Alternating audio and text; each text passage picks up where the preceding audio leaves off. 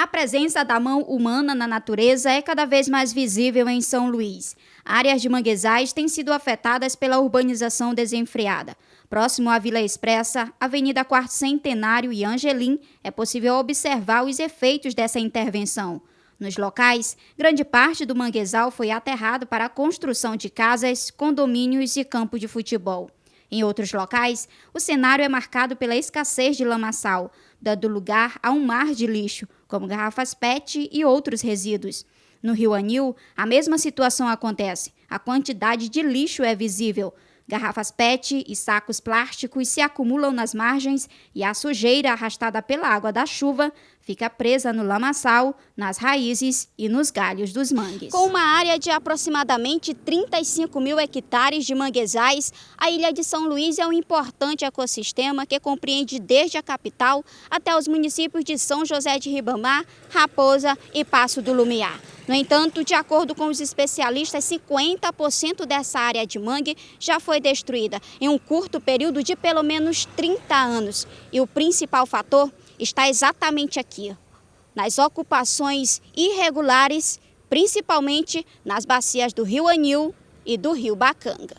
Sobre a degradação dos nossos manguezais na cidade de São Luís, observa-se pelo menos um terço do quantitativo de quase 30 mil hectares de mangue foram destruídos.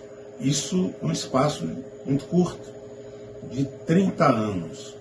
E que consequências nós temos hoje desse processo exaustivo em que vários fatores contribuem para a retirada inescrupulosa dos mangues ou a ocupação através de conjuntos habitacionais, de vias de acesso, condomínios, principalmente nas bacias do Rio Anil e do Rio Bacanga.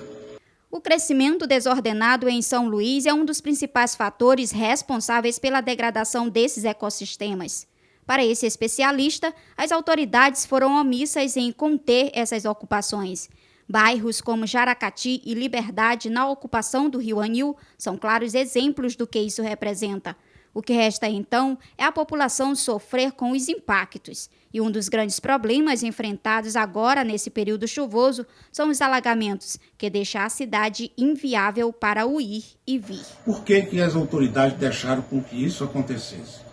Porque foram omissas, principalmente o Ministério Público, que deveria conter a ocupação desordenada. Bairros como Jaracati, Liberdade, na ocupação da região do Rio Anil, são claros exemplos do que isso representa.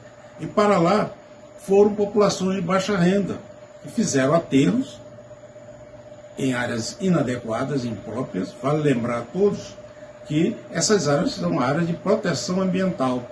Do outro lado do Rio Anil, nós temos também a ocupação de vários bairros de baixa renda, somente na região do Coroadinho e adjacências, que degradaram muitas áreas de mangue. E o que nos restou dentro da nossa cidade de São Luís? A bacia do Tibiri, que ainda está razoavelmente preservada, mas isso é vizinho, uma ocupação de também populações de baixa renda, e uma parte da bacia do Paciência. Isso faz com que, durante essas chuvas, ocorram alagamentos e a cidade fica inviável para o ir e vir. Para este outro especialista, o crescimento urbano tem causado perda de mangue, mas a falta de saneamento básico, aliada à contaminação por resíduos sólidos, poluição das águas e desmatamento, agravam ainda mais a situação, fazendo com que os manguezais tenham o comprometimento de suas funções ecológicas. Ora, quando nós olhamos a questão dos manguezais hoje, não apenas no estado do Maranhão, no município de São Luís, mas em todo o Brasil, nós olhamos para uma série de impactos ambientais que acabam neles sendo sentidos e refletidos. Poluição das águas, poluição e contaminação do substrato, ou seja, daquela lama que sustenta o manguezal, desmatamento, fragmentação, isso tudo em conjunto com os depósitos irregulares de resíduos sólidos, de lixo, proporcionam com que os manguezais tenham comprometimento das suas funções ecológicas. Além disso, diversas construções humanas são feitas nesse espaço, que deveria ser um espaço para a conservação dessas formas de vida que são essenciais para a manutenção do equilíbrio ecológico nessa faixa de contato entre as áreas emersas e o oceano. Na bacia do Rio Anil, ao comparar a situação atual com a de 30 ou 35 anos atrás, observa-se que muitas áreas, antes largas, agora são estreitas e algumas até desapareceram completamente. A diminuição de milhares de hectares de manguezal na cidade é um reflexo direto de problemas ambientais. Mas o que fazer para conservar os manguezais remanescentes? O que fazer? Na verdade, nós temos que zonear o nosso espaço, mapear, saber onde esses manguezais remanescentes eles ainda se encontram e protegê-los de forma efetiva.